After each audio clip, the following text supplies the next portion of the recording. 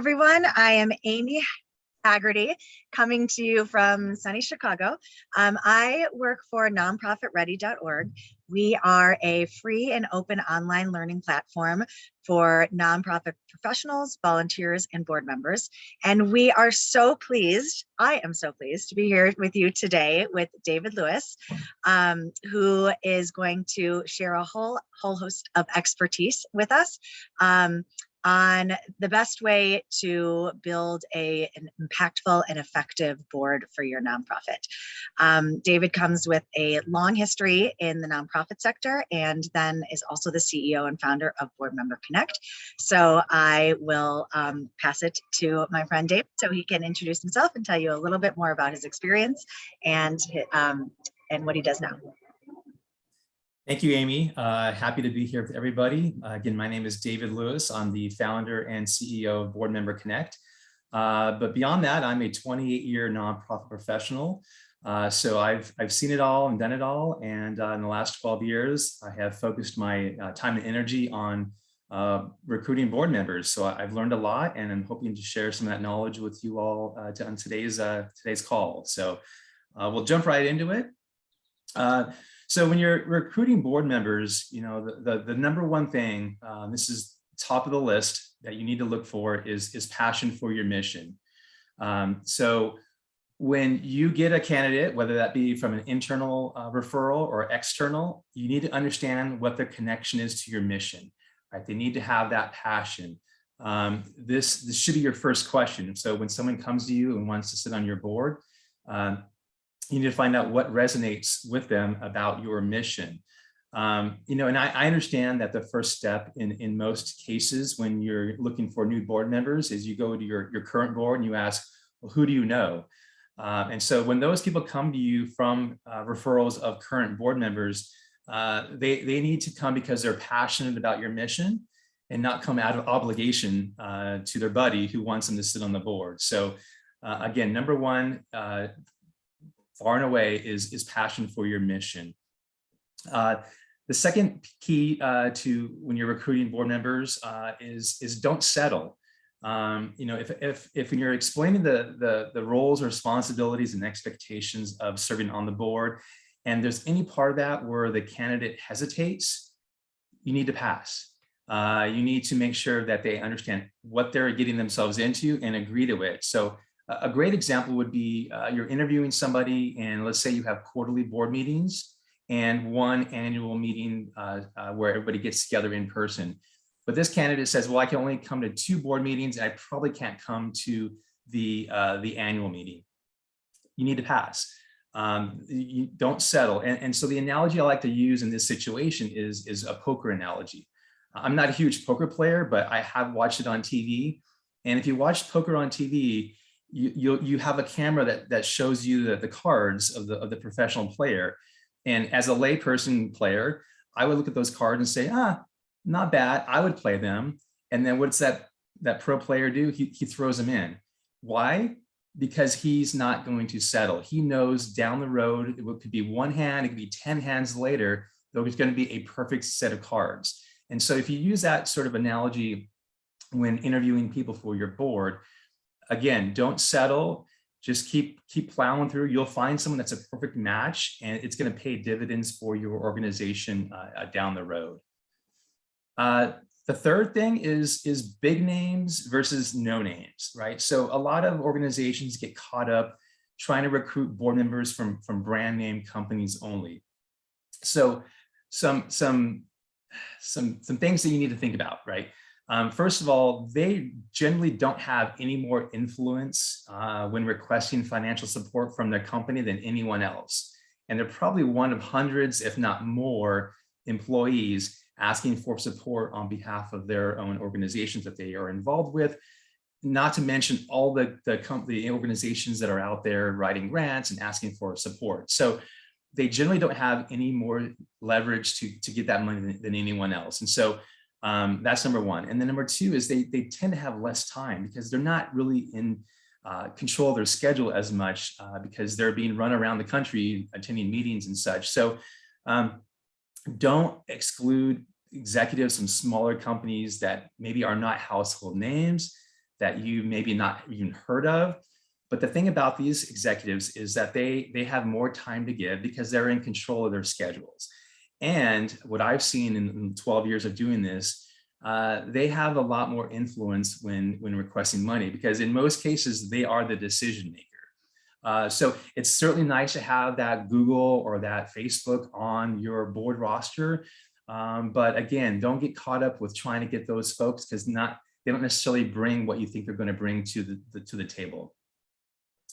The fourth key for me is board composition, right? So you're going to have what I call worker bees on your board, and you're going to have the bigwigs. So worker bees are those people that dedicate a ton of time. They're the ones that are going to man your booth at the chamber mixer, and they're the ones that are going to be helping to set up the dinner auction and breaking it down afterwards. And they're donating their time. They don't have the financial capacity necessarily to support your organization at a higher level, and they probably don't have the connections, but they certainly have value for your organization. The other one is the bigwig, and these are the ones that as I mentioned, from large companies, and they bring capacity to give. They bring their connections to the table. They're the ones that are going to bring a table of 10 to the dinner auction of their network, and they're going to spend a lot of money, and you're going to raise a lot of money. But having a combination of both is very, very important to have a strong board. So having the worker bee and the bigwig together is ideal for an organization and their board composition. The fifth one is the give get. Now, this is something that I see all the time with organizations. They ask me, what's a good give get number? Should be 5,000, 500, nothing. And so I've seen all across the board where it's a personally meaningful gift, all the way up to 6-figure give get. So, and all in between. I actually like a whole different type of thinking about the give get. And I like to do it as a case-by-case basis per board member. So instead of having a blanket amount, let's say $5,000, each person has their own number. And that's a conversation you need to have with each person individually and privately to determine what it is that they can do. And so again, your worker bee is not going to be at the same level as somebody from, let's say, Google. But you explain to them ask how much can you give personally each year, and then what can you help bring in as the get piece, right? So you're able to explain to them all the different ways they can achieve the give get, and allow them to understand where they may fall in a range of dollars, and then that is that give get for that person. So by doing it this way, you're not leaving money on the table with people who have higher capacity. If it's 5,000, they can give 25. They may just give 5,000 and sort of play it safe with you, versus the worker bee who doesn't have that capacity, and the other capacity is 500, and your give gets 5,000. They're probably not going to scan the board because they feel bad that they can't reach that number. So having a personalized give get per person eliminates a lot of issues and allows people to of all walks of life and different levels professionally to serve on your board. So that's 5 keys to serving on a board and to look for what you're looking for when recruiting board members. Yeah, those are all great. And I like that you've turned some, I think, conventional thinking about this on its head, right? And thinking a little bit differently about the individual contributions that people can make, not just financial, but other things that are meaningful to a nonprofit, and to value those as well. So a few things and questions have come up through our learners, and one is how to think about a board that you're starting from scratch versus one that maybe you've inherited or has been around for a while and is perhaps a little sluggish and need to refresh. How to approach those different scenarios. So when you're starting out a board for the first time, you need to recognize where you are as an organization and you're just beginning. A lot of times what I've seen is you'll recruit your cousin, your hairdresser, your buddy down the street, and that may be fine to get through the regulations to actually have a nonprofit organization, but that's not going to help you get to the next level with your organization. So I think starting off with finding people that are maybe similar in their professional level, in terms of their maybe just started their career in the last 5 years, and also looking at what they can bring to the table. So if somebody has just started their career in the last 5 years, they're going to probably be on the younger side, right? And they're most likely going to have that social media sort of knowledge that would be super helpful to get the word out about your organization and what you do. So trying to fill niches within your board with again, sort of entry-level people, finance, marketing, HR, those are all key areas that need to be filled. And there are a ton of people. This younger generation, I call them, I'm a bit of a dinosaur. They are so ready and willing to serve on boards and be involved with philanthropy. So it's simply reaching out, finding them, reaching out, explaining what it is you're doing, where you are in your organization's sort of life, and saying, hey, you want to jump on board and help me build this thing? And I can guarantee you'll get a lot of response. Yeah, I agree. Am I muted? Can you hear me? Yes. Okay, it's telling me I'm muted. Yes, I think there is really a new understanding and enthusiasm around joining boards that is very different than the older style of, I'm going to sit here at the end of my career and just sort of wait this one out. I also think people are really interested in how to go about finding people, right? We do have the people that are around us. We've got the ones in their closest circles. We have the friends of the existing board members. But if we want to broaden the pipeline and the candidates that we have and that we're looking at, what are some creative ways to do that? So, there's a lot of different things you can do. And to kind of dovetail off that, diversity is a big piece too, that organizations have come to us in the last 2 or 3 years wanting diverse candidates. But so this sort of advice goes for both sides of it. So some tips you can do is you can try to connect with groups or associations that are out there, professional associations, and see if they'd be willing to promote your board opportunity within their membership. So for instance, you might ask them if they're able to put a job posting, and obviously it's going to be a volunteer position, or some sort of announcement to their general membership that you have this board opportunity. So examples would be, the National Association of Engineers, the National Association of Hispanic MBAs, National Council of Asian and Pacific Americans. So there's different ways and associations that you can approach and see if they'll be open to promoting your board position. You're not selling anything. It's just simply a volunteer, and they're all going to promote volunteerism within their membership. And so this might flow really well with what they're trying to accomplish.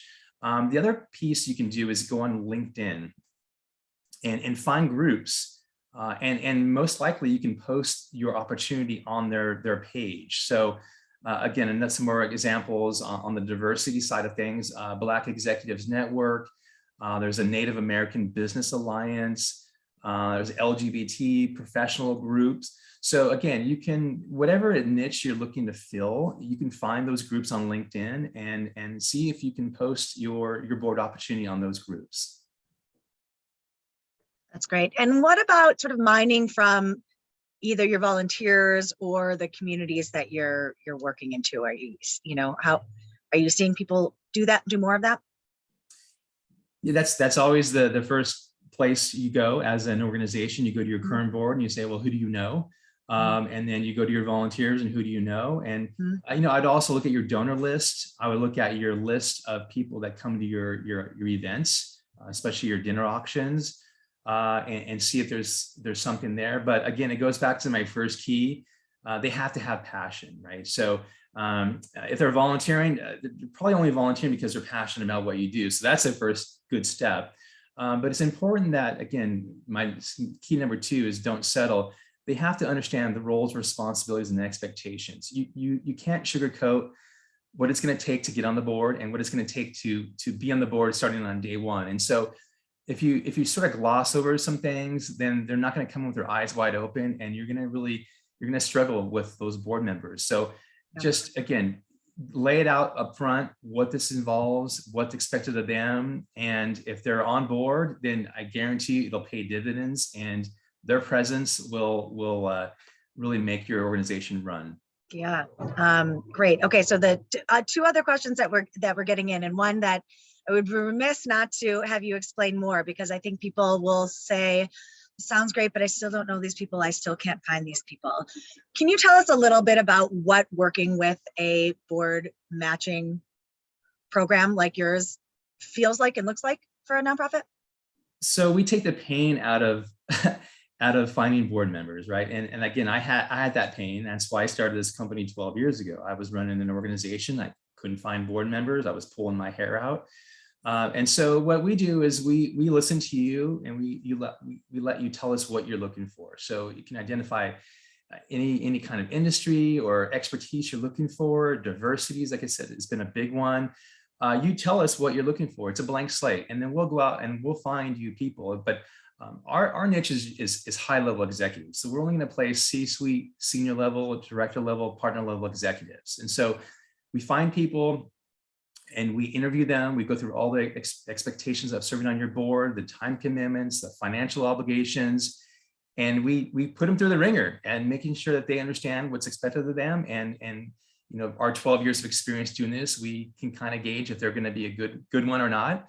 If they're a good board member and they are excited and passionate, then we're going to pass them over to you.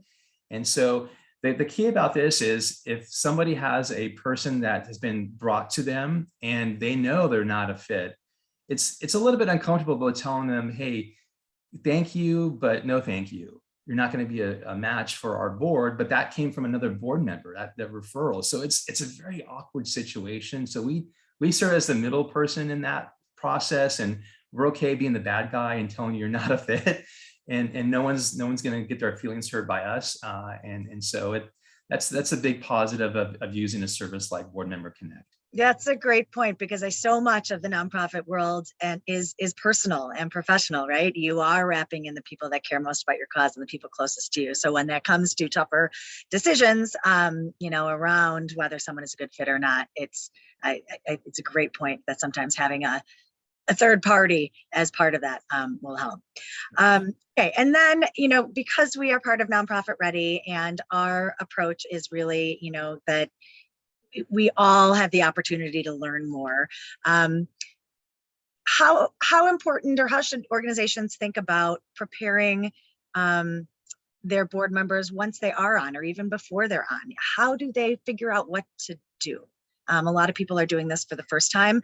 They may have had a whole boatload of experience in the corporate sector, but the nonprofit sector is going to be really new to them. So how best to make sure that people are prepared? Yeah, you know, so you know, once someone's been voted on to your board, it's important that you don't forget about them, and the job is not over at that point.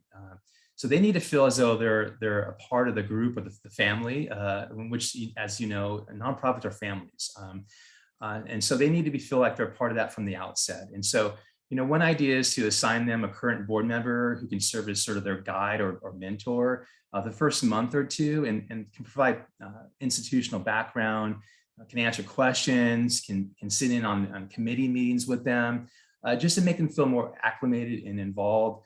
And the other part is, you know, we like to only place 2 board members at one time, and it's called the slow drip method. And that's really what this does, is allows new additions, new board members to get the full attention of the current board and the organization's leadership. So they need to feel welcome. They need to feel like, again, they're connected. And once they do feel connected, and especially emotionally connected to the organization, the sooner that happens, the sooner that their presence is going to begin to pay dividends for the organization. So again, don't forget about them once they're voted on. The work is just beginning, and make sure that they feel welcome the entire way.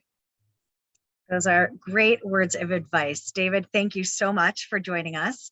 And for all of you out there who have your boards or building your boards, please know that there is a resource out there for you at Nonprofit Ready. We've got a brand new course on for board members, particularly prospective board members or new board members. But as we all know, even some of the experienced board members could use a refresher.